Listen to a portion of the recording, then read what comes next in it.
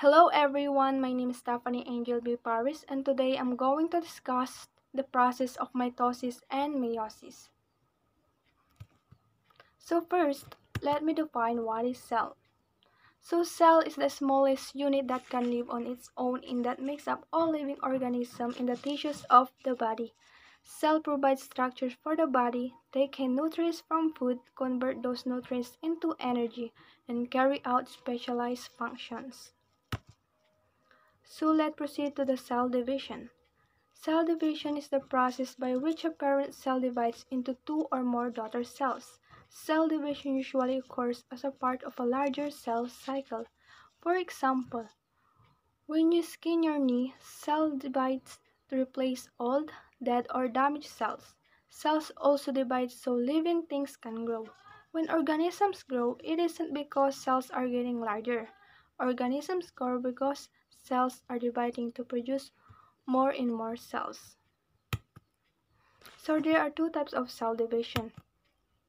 First is the mitosis. It is the process of cell duplication in which one cell divides into two genetically identical daughter cells. Because this process is so critical, the steps of mitosis are carefully controlled by certain genes. When mitosis is not regulated correctly, health problems such as cancer can result. So we have the stages of mitosis: the prophase, metaphase, anaphase, telophase, and the cytokinesis. So first stage is the prophase. This stage prepares the nucleus for the separation of two complete sets of chromosomes into new nuclei. Mitosis begins of prophase when the thickening and coiling of the chromosomes. The nucleus around the structure shrinks and disappears. The end of prophase is marked by the beginning of the organization of a group of fibers to form a spindle and disintegration of the nuclear membrane. The next stage is the metaphase. The chromosomes are arranged at the equatorial plate or middle region of the cell. Metaphase is stage in the cell cycle where all the genetic material is condensing into chromosomes. These chromosomes then became visible. During this stage, the nucleus disappears and the chromosomes appear in the cytoplasm of the cell. As metaphase continues, the cells partition into two daughter cells. The next one is the anaphase.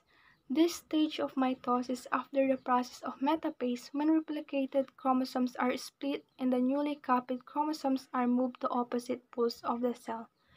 The major event of this stage is the sister chromatids moving to opposite poles of the cells due to the action of the condensing spindle fibers.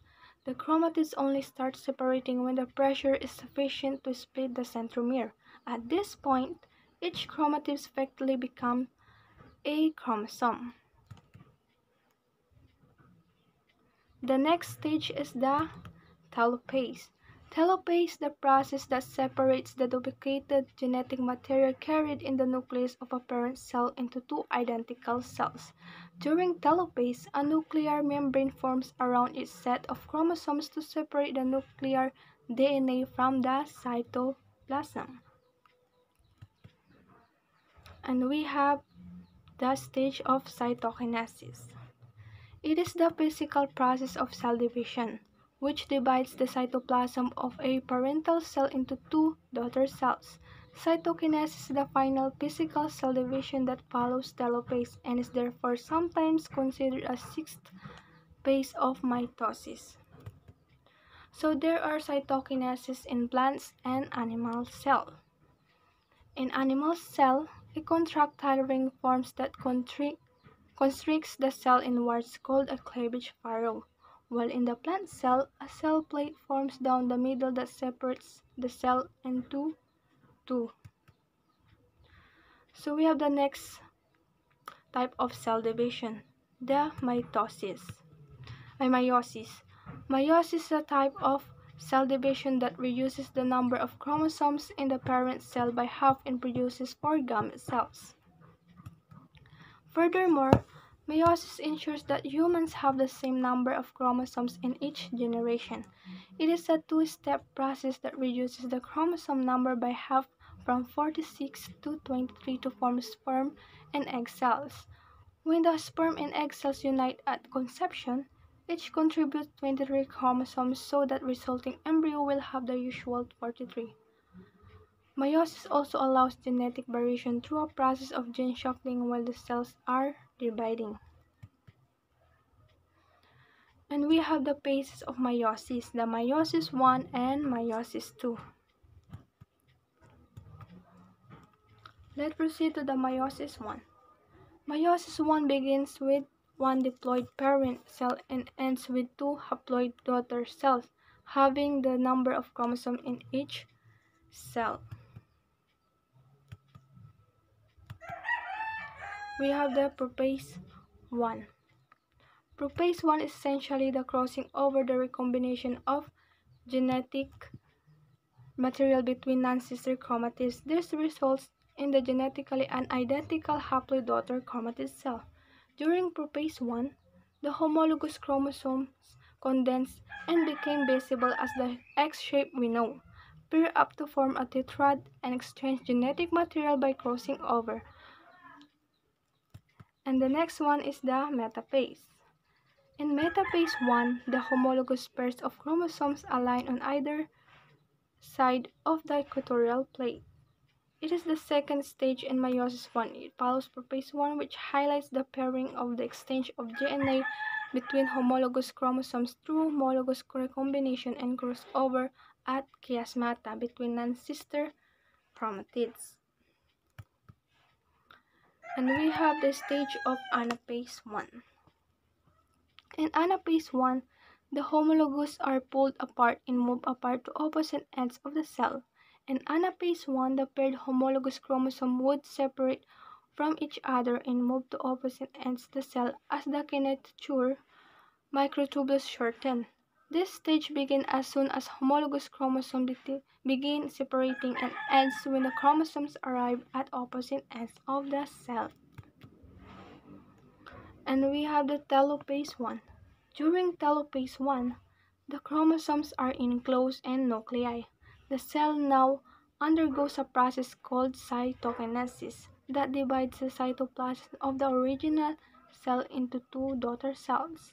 Each daughter cell is haploid and has only one set of chromosomes, or half the total number of chromosomes of the original cell. We have the phases of meiosis II. During meiosis II, the sister chromatids within the two daughter cells separate, forming four new haploid gametes. And we have the prophase II. During prophase II, chromosomes condense and the nuclear envelope breaks down, if needed. The centrosomes move apart, the spindle forms between them, and the spindle microtubules begin to capture the chromosomes. And metaphase II, the second stage in meiosis II, the cell is in metaphase II when the chromosomes align themselves along the metaphase plate through the facilitation of the spindle fibers. The spindle fibers are now attached to the two kinetochore contained in the centromere of each chromosome. And we have the anaphase II. In anaphase II, the centromere separate and the sister chromatids, now individual chromosomes, move toward the opposite poles of the cell. In this stage, when sister chromatids of every chromosome separate and begin to move toward the opposite ends of the cell, both mitotic anaphase and meiotic anaphase II involves separation of sister chromatids towards the opposite poles of the cell. And lastly, we have the telophase II. And telophase II, it is the stage in meiosis II that follows after anaphase II. This will then be followed by cytokinesis, wherein each of the two cells produced from meiosis I will give rise to daughter cells, resulting into a total 4 genetically dissimilar haploid cells. The chromosomes decondense and lengthen. So that's the end of our discussion. Thank you. Keep safe and God bless.